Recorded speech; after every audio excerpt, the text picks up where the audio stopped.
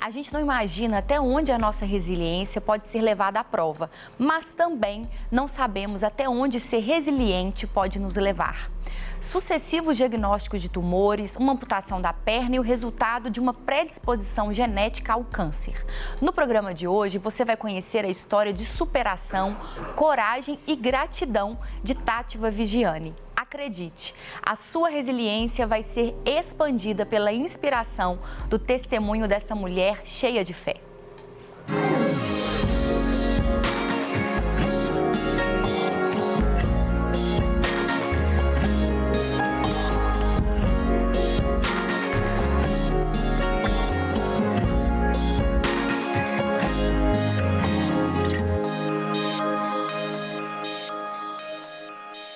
Se você está um pouco desanimado, desencorajada, este programa é para você. Não saia do seu lugar, fique com a gente até o final dessa conversa, que eu espero e acredito que ela vai te inspirar para você sair daqui cheio de gratidão e de inspiração para poder viver tudo aquilo que Deus tem para você. Hoje, mais uma vez, já estou com meus amigos aqui. Dr. Lucas Farnese, seja bem-vindo mais uma vez. Obrigado, Thalita. Obrigado por mais esse convite. É uma honra. Guilherme Fenelon também, terapeuta ocupacional, amigo aqui do nosso programa. Seja bem-vindo mais uma vez. Obrigado, Thalita. Bora gravar. E eu estou muito animada para poder escutar a história da Tátiva, uma história de resiliência, superação e fé. Eu falo animada porque eu sei que ela também está lá. A gente se preparou, programou muitas vezes para a gente poder conseguir ter essa experiência de escutar a história da Tátiva em função de toda a realidade dela, né, de tratamento e tudo mais. A gente não conseguiu gravar antes, mas gravamos. Ontem eu avisei para ela, vou gravar amanhã, e ela ficou toda feliz para a gente ter essa oportunidade de inspirar você que nos acompanha com essa história de resiliência, de fé e de gratidão. Dr. Lucas também conhece a Tátiva, sabe que é uma mulher corajosa, resiliente e alegre. Demais. Vamos conhecer a história dela. Sou portadora hoje, né, de câncer metastático. Tive um osteosarcoma em 2001, a qual foi acometida na minha perna, né, direita. E quando a gente descobriu, aí por causa de alguns erros médicos e etc., a gente começou tratando por quase 8 meses como se fosse uma outra doença chamada miosite ossificante, porque todos os meus exames davam ok. E aí acabou que depois de 8 meses a gente descobriu que realmente era um osteosarcoma, né? E, infelizmente, precisei amputar a perna, fiz quase 1 ano de quimioterapia, mas quando eu fui fazendo o tratamento, ele não teve como regredir o tumor, né? E aí precisou realmente da amputação, fiquei quase 1 ano fazendo a quimio. Na época foi uma situação, assim, bem difícil para minha família, graças a Deus, eu sempre tive muita fé, né? Sempre fui uma pessoa, assim, que eu sempre tive muito amor ao Senhor, muita fé. E foi isso que me ajudou na época, porque a minha família, minha mãe ficou muito chateada, né? Minha família achava que eu não ia conseguir. E na época eu tive um acompanhamento mais assim a nível psicológico no hospital mesmo. Não fiz nenhum tratamento psicológico com nenhum profissional da área, a não ser no hospital mesmo, né? Que estava lá toda semana para nos atender. E aí foi um tempo de muita luta, né? Porque quando, na verdade, eu comecei a tratar, eu não sabia o que era, né? E depois de 8 meses, quando descobriu, a única coisa que eu pedia para o Senhor é que, assim, eu sabia que eu ia ter que passar por uma situação muito difícil, mas eu não imaginava que seria tão grande assim. Eu nem imaginava ao certo que eu ia precisar amputar a perna. Eu sabia que ia cair meu cabelo e tudo, mas assim, a questão da perna eu ainda não sabia. E ele foi, me chamou no banheiro para me dar banho e me falou, né? E aí, na hora, foi aquela questão assim, um filme passando na minha cabeça, né? Como se eu tivesse voltado lá no ventre da minha mãe e pensado assim, quando eu comecei a andar, quando eu comecei a correr, quando eu gostava muito de dançar forró, né? E aí eu comecei a pensar nisso tudo, né? Mas eu falei com meu pai naquele dia que seja feita a vontade de Deus, e não a minha. E aí comecei a fazer esse tratamento todo, foi um período complicado. Na última quimioterapia eu quase morri, né? Eu tive uma infecção muito forte nos rins, meus rins quase parou, o médico chegou a falar com a minha mãe que eu não ia passar daquele dia.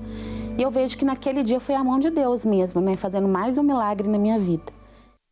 A história da Tátiva é realmente uma história de muitos milagres, né? A gente vai conferir a história toda. Mas eu queria que você falasse um pouquinho para a gente, doutor Lucas, brevemente, sobre essa questão de o que é para a gente uma notícia como essa, de não bastasse todo o diagnóstico dela, de amputação.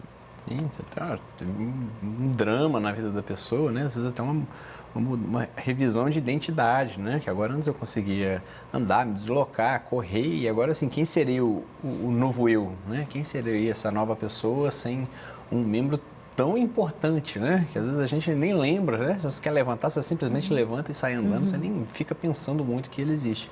Né? Mas quando falta, você vê toda a limitação, toda a questão que a ausência dele traz.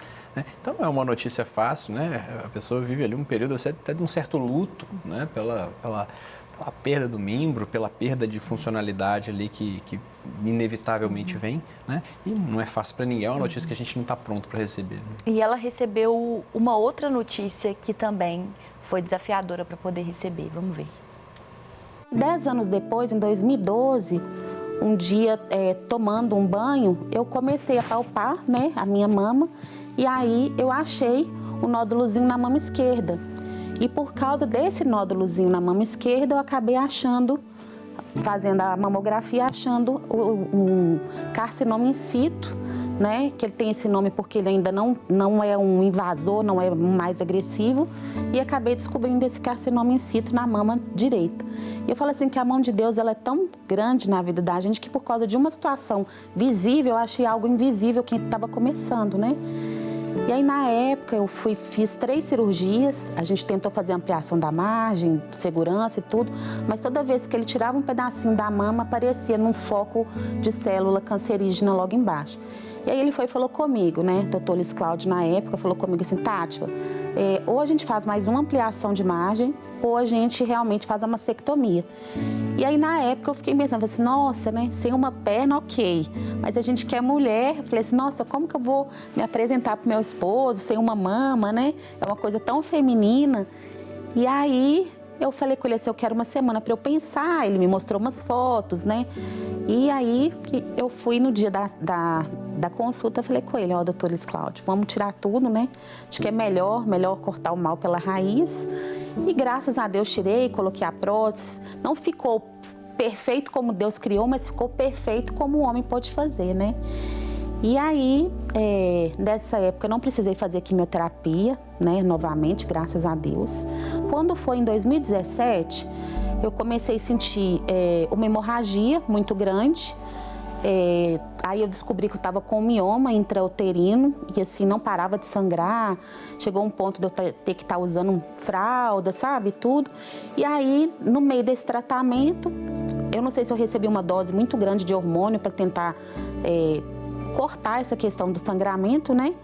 E aí fui visitar minha irmã, na época minha irmã morava fora do país, na Austrália.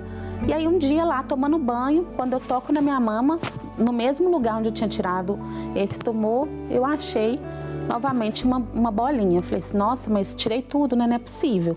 Aí eu falei, não vou estragar a viagem de ninguém e vou esperar, falta 2 semanas para voltar pro Brasil, volto pro Brasil e vejo com o médico. Assim que eu cheguei aqui, liguei pro médico, pedi para me atender com urgência. E aí ele falou comigo, falou assim, olha, pelo que eu tô vendo, ele tentou fazer uma punção no consultório. E eu sempre fui muito assim, realista. Eu sempre pedi para ele, sempre fale comigo aquilo que precisa ser falado. Eu não gosto de ficar fantasiando nada, sabe? E aí eu falei com ele, falei assim, me fala o que é. Ele falou assim, olha, pelo que eu tô vendo aqui, do líquido que saiu, realmente parece que é alguma coisa assim, né? E assim, aí eu tinha conversado muito com Deus, que eu falava assim, nossa Deus, a 3ª vez, né, que aconteceu isso. Aí eu voltei na médica, fizemos a biópsia e aí a gente verificou que já era um carcinoma invasor, né? Esse tumor, ele tinha crescido, talvez num tecido, só para vocês entenderem assim, eles tiram toda a mama, mas debaixo do tecido pode ficar uma célulazinha bem pequenininha e ao longo do tempo ela pode se desenvolver. Porque não pode tirar tudo, porque se a mama, o tecido da mama ali for tirado, ele pode ser necrosado e aí você não consegue fazer, né? Fica tudo, tem que tirar tudo, fazer enxerto, etc. E aí, com isso, aí eu ia ter que começar a fazer quimioterapia de novo, né? E aí cheguei a olhar a questão da touca, porque eu sabia que o cabelo ia cair de novo, né? Mas eu falo assim que Deus é um Deus de tantos detalhes, de tanto cuidado. Que aí, na época, assim, coisas que a gente acha que vem para nos trazer tristeza ou às vezes para nos fazer achar que a gente está voltando para trás, é o Senhor falando com a gente, né? Nossa, é mais uma oportunidade que eu estou te dando de você viver mais um milagre, de você viver mais uma oportunidade. E aí fiz o exame, tudo, e fui fazer uma bateria de exames, né, para poder fazer a cintilografia, que é para verificar se ele não tinha espalhado por nenhuma parte do meu corpo. Quando eu estou para começar a quimioterapia, aí a gente encontra uma metástase na cabeça do meu fêmur, da minha perna já amputada. E aí a gente falou assim, olha, vamos ter que cancelar a quimioterapia e vou ter que passar por uma nova cirurgia, né? E nesse período todo, passando ainda pelo problema da hemorragia que nunca equiparava. Quando a gente descobriu essa metástase no fêmur, vamos para o bloco cirúrgico, vamos tirar a cabeça do fêmur e colocar uma prótese interna. Aí o médico falou assim, não, tranquilo, 30 dias você volta a andar, né? Mas eu sabia que o médico estava sendo muito agradável, porque ele não queria me deixar preocupada. E aí foi mais um período de luta, né? Tirei a cabeça do fêmur em 2018 e aí precisei tirar a prótese e aí tive que voltar para a cadeira de rodas. E aí, para mim, foi muito difícil, porque a acessibilidade no nosso país, na nossa cidade, ela é muito complicada. Ônibus, eles não têm muita paciência de aguardar a gente entrar no ônibus. As nossas ruas não são preparadas para uma cadeira de rodas mais de nível um pouco mais inferior, né? Só aquelas cadeiras de rodas melhores é que a gente consegue andar nessas ruas que a gente anda por aqui. E eu passei por todos os problemas, assim, de pedir Uber, na hora que o Uber tá vendo que eu tô de cadeira de rodas, ele cancelar na porta da minha casa e não querer me levar. E aí passei por uma série de problemas. A gente vê pela fala da Tátiva a posição otimista, realista, mas sempre muito positiva em relação a todo o processo que ela estava passando. Eu queria te ouvir um pouquinho, Guilherme, sobre qual que é a diferença de você ter essa visão amadurecida, responsável, mas positiva, e aquela que é, tipo assim, é um positivo irracional, desequilibrado. Para a gente encontrar esse caminho do controle e do equilíbrio. Sim. Thalita, pergunta muito interessante a sua. O que acontece é que nós podemos ter uma manifestação, principalmente no início, e que a gente entende como uma negação. Eu enxergo aquela realidade, mas eu meio que ainda não estou aceitando aquela realidade, então eu tenho uma forma, como um mecanismo de defesa mesmo, de um super otimismo ali com relação àquilo, então a gente chama isso de otimismo mais imaturo, mais superficial, mais ingênuo até. E é claro, a gente não está aí acusando ninguém com relação a isso, são as defesas que o nosso psiquismo tem com relação a isso, naturalmente. Qual que é a diferença deles? Ele não dura.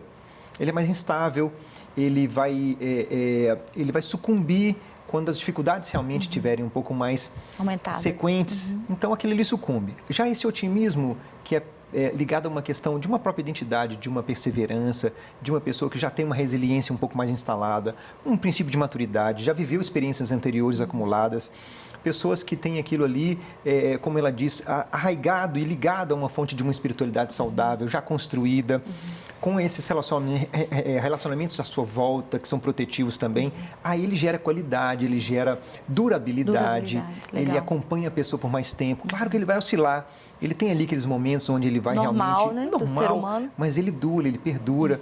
Então, ele não tem aquela coisa imediata que sucumbe e fracassa. Que às vezes é muito efusivo, né? É intenso, mas passa muito rápido. E aí, o que acontece? E ela, poxa vida, olha a história dela, ela teve que fazer o uso dessa esperança durante longos anos. Ela conta... Ainda está lá vivendo um processo de luta com relação àquilo, com melhores e com pioras, mas ela, você percebe, né? É uma pessoa que já tinha isso engajado na relação à própria vida. E ela conta também, Lucas, que as questões visíveis mostraram, né? Deus mostrou a partir do visível as coisas invisíveis. Do ponto de vista da saúde mental, quais são as coisas visíveis que apontam para o que a gente não está vendo que precisa ser tratado? A gente começa a perder o funcionamento no dia a dia, a gente começa a perder prazer com determinadas situações, a gente começa a sentir coisas no corpo que a gente não tem explicação, né? Muitas vezes são dores, muitas vezes são tensões, muitas vezes são uma irritabilidade maior, né? Que muitas vezes mostram ali que, olha, tem um funcionamento no micro ali que talvez não esteja legal e talvez a gente possa corrigir, né? A gente possa implementar algum tipo de correção para que o micro corrija o macro, né? A gente tem que sempre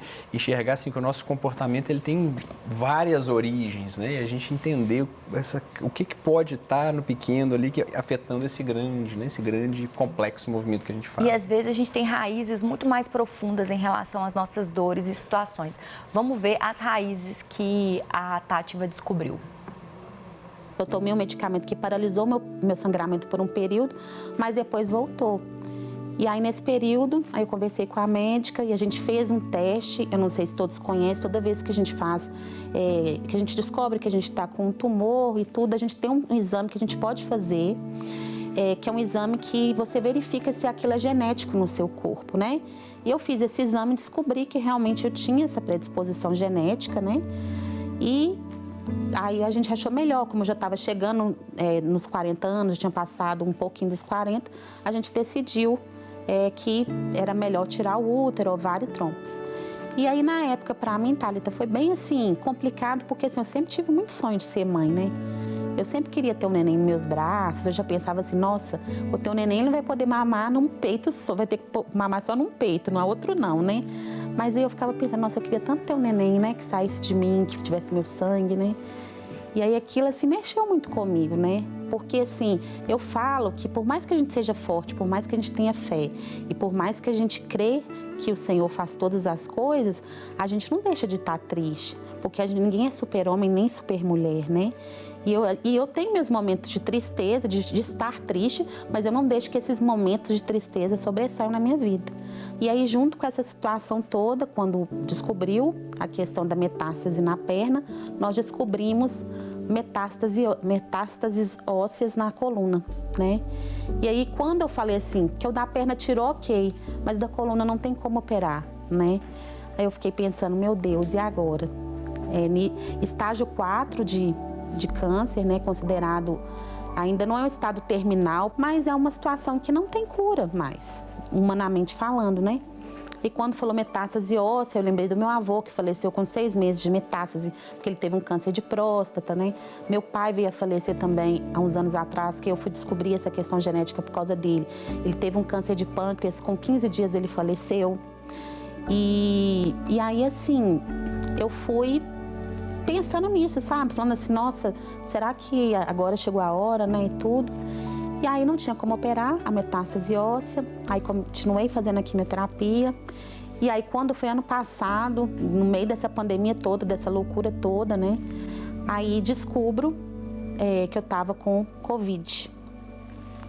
Aí fiquei uns dias em casa, aí quando foi no 7º dia comecei a ficar com a oxigenação muito baixa. Fui internada, muito ruim no hospital, e o médico falou com a minha irmã, falou assim, olha, tá com 75% do pulmão tomado, depois de uma quimioterapia, eu tinha feito uma quimioterapia na quinta-feira, na segunda-feira eu descubro que eu tô com Covid. Aí ele falou assim, 75% do pulmão tomado. Toda essa situação, depois de uma quimioterapia, chance de ter trombose e tudo, o estado dela é muito grave, né? E aí eu lembro que eu estava lá no hospital, né, sozinha, e eu louvava o Senhor e eu falava com o Senhor, Senhor, sopra o seu ar nas minhas narinas, se é a minha hora, ok, mas se o Senhor ainda tem propósito na minha vida, sopra o seu ar nas minhas narinas, né?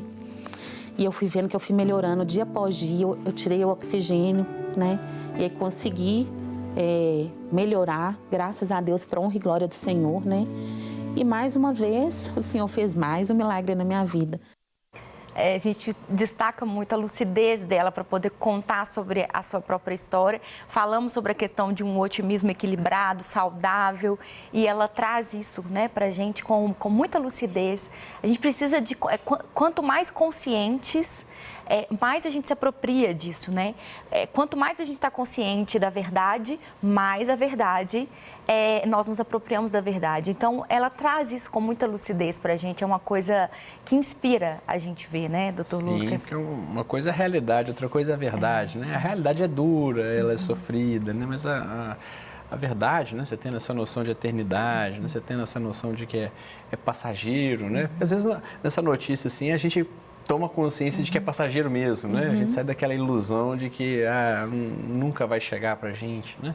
Só que ela leva de uma forma tranquila, de uma forma leve, Muito de uma forma equilibrada. lúcida, né? Ela falou que tem os momentos que Não é fica super-herói? triste. Achei o máximo isso. Sim, isso aí é um requisito de saúde mental, né? A gente está sincronizado com o ambiente, não tem situação que é triste, a gente fica triste, né? Não é...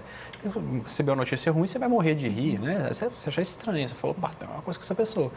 Então, a gente tem que estar sincronizado ali com o ambiente mesmo. Então, a gente tem momentos de tristeza, de alegria, de raiva, como todos nós. E quando a gente percebe também que o ambiente que está desequilibrado, que está muito triste o tempo todo porque tem alguma coisa errada, se eu estou equilibrado, saudável, eu vou trazer aquilo ali para o ambiente também, né? Sim. Eu vou mudar o termômetro A gente daquele toca o ambiente, o ideal é que a gente purifique o ambiente, né? Não que a gente se contamine por ele. Se a gente está saudável, a gente vai purificar o ambiente. Exatamente. Então é o que a gente vai buscar estar sempre saudável, né? A gente busca tem vários ambientes contaminados, né? A gente não dá pra gente criar uma bolha, né? Onde tudo é bom, onde tudo é bonito, tudo funciona bem, né? E a gente tem que se cuidar também para não contaminar os ambientes que a gente vai. Ambiente bom, que às vezes está tá todo mundo bem, o problema é a gente, né? Exatamente. Vamos ver a atualização da história dela. Do ano passado para cá, aí tem passado por exames, né, constantes. Tive um exame que não foi muito bom, né? A gente verificou que realmente a metástase ela tinha aumentado e infelizmente fui pegar uma sacola um dia, que nem pesada não era, eu consegui fraturar minha coluna com pegando esse pezinho da sacola, né? Para todo mundo entender, a metástase ela vai comendo os ossos ali, né? Vai tipo, a gente tem a calcificação do osso, ele vai tirando aquela calcificação e aí o osso ele fica como se uma pessoa tivesse osteoporose, bem fraquinho, né? E aí acabou que esse osso deu essa fraturinha e eu tenho tratado disso, tomado cuidado e aí até por isso eu não consegui de novo largar as muletas, né? Ela veio, né, gravar comigo e dentro do processo dela, toda bonita, toda perfumada, e é o impacto que a presença dela causa nos ambientes que ela chega, né? Com a sua história, se apropriando da sua história, da sua realidade, mas se apegando firmemente a uma verdade soberana sobre todas as coisas. Vamos ver essa palavra de esperança? Ela já é, né, um bom motivo para viver e já traz essa esperança, mas vamos ver a palavra de esperança que ela traz para a gente. E dia após dia, assim, tenho orado e clamado pelo milagre, porque eu creio que até o último dia da minha vida, o Senhor ele pode fazer o milagre e restaurar todos os ossos da minha coluna, todas as células do meu corpo, né? Mas a vontade dele, ela é sempre soberana. E a gente tem que entender que muitas vezes a minha vontade, ela não é a vontade do Senhor, né? Hoje em dia, eu não faço assim, eu tenho um psicólogo que me acompanha, mas não... assim, recorrente, né? Às vezes uma vez por mês, às vezes passa um tempo, eu vou lá. Mas é uma coisa que comecei recente, porque eu sempre falo que é o Senhor que me dá a alegria, a força de viver, mas eu acho que é extremamente importante porque tem coisas que a gente não consegue trabalhar com a gente mesmo, né? Tem dias que às vezes você está numa situação que você precisa realmente conversar com alguém, que alguém possa enxergar algo que você não está conseguindo enxergar, né? Porque tem momentos que a gente fica triste, tem momentos que a gente se sente frustrado, tem coisas que acontecem na nossa vida que a gente precisa realmente, né? Trazer mais do que o Senhor, trazer alguém que possa te auxiliar, te ajudar, né? Todos nós somos bons motivos para viver, né? Porque eu acho que a partir do momento que o Senhor deu o seu sangue naquela cruz por cada um de nós, é porque nossa vida vale muito a pena, né? Lindo isso, né? Você fica feliz de escutar uma coisa assim, Demais. né, Guilherme? Que exemplo bacana para a vida da gente, não né, é? Thalita? Você vê ela falando, tem coisa que a gente não consegue ressignificar, interpretar sozinho, né? De forma alguma. O quanto que muda na resposta ao tratamento de uma pessoa que chega lá aberta para ouvir, para poder falar? O que você acabou de falar, o significado e o sentido proporcional ao investimento que vai ser feito. Então, se a gente tem realmente convicção de que aquilo vai realmente proporcionar para a gente uma possibilidade, uma abertura, principalmente dessa consciência, dessa lucidez, né, desse encontro com essa verdade de forma honesta, isso vai facilitar enormemente todo o processo que vai seguir após aquele início, aquele contrato que ele faz. E a gente sempre convida a pessoa a pensar, você não está aqui pelas pessoas que te trouxeram, você está aqui por você mesmo. Então, a indicação sempre é essa, olha, a prioridade de qualquer acompanhamento é a pessoa que está ali se apresentando. E para a gente poder encerrar, doutor Lucas, recentemente eu vi um post que você fez falando sobre não ter um contrato vitalício de exclusividade com o psiquiatra, né? Você pode trocar de psiquiatra, você pode trocar de terapeuta, você pode mudar seu nutricionista. Se o posto de saúde perto da sua casa que está te atendendo também não está bom, você dá um jeito de arrumar um outro horário, um outro médico, uma pessoa que vai te atender. Por quê? Porque mais importante é a gente ficar bem, né? Sim. Eu falo às pessoas assim, olha, você pode se desiludir com o profissional, não com a profissão, né? Você pode não gostar do psiquiatra, mas não abandona a psiquiatria, né? Se você precisa, né? Se você precisa de um psicólogo, pode não gostar do psicólogo, mas não leva isso para a psicologia, né? Eu falei, olha, a gente gosta, alguém corta o cabelo, a gente não para de cortar cabelo, porque a gente vai abandonar o tratamento que a gente não gosta de um profissional. E uma chave para a pessoa poder entender, quando é ela que cismou, porque acontece, né? Às vezes a gente coloca a culpa, a responsabilidade é minha, a culpa é minha, eu ponho ela em quem eu quiser, né? Então, pronto, como é que eu faço para eu poder entender se é o paciente que tem que mudar ou se é o médico que tem que mudar? A gente tem que controlar muito as expectativas nossas, né? Você vê com a expectativa, eu queria que fosse assim, eu queria que fosse assim, eu queria minha cura, né? Agora, levando para a igreja, eu queria um milagre, né? Eu queria um anjo tocasse na minha testa e eu ficasse bem. E às vezes não é assim, né? Tem situações que a gente precisa confrontar, tem situações que a gente precisa falar, tocar em áreas que a pessoa não quer tocar, né? Então tem que entender assim, o que aconteceu? Eu fui maltratado mesmo, né? Ou só não atendeu a minha expectativa? Porque o ideal é que você dê outra chance, que você converse, que você exponha o que não gostou, para que a pessoa te explique o que é o tratamento. Ótimo. Eu quero agradecer vocês mais uma vez. Foi um programa leve e a Tátiva, que é um bom motivo para viver, trouxe essa leveza para a gente, trouxe esse significado tão bonito, esse olhar tão bonito que brilha, né? O olhar dela brilha para a vida. Que você levante-se, ande, caminhe e não olhe para trás. Deixe o que passou e segue a sua jornada de cura e de restauração em Deus, porque há mais adiante do que o que ficou para trás. Que Deus te abençoe, não se esqueça, você é um bom motivo para viver.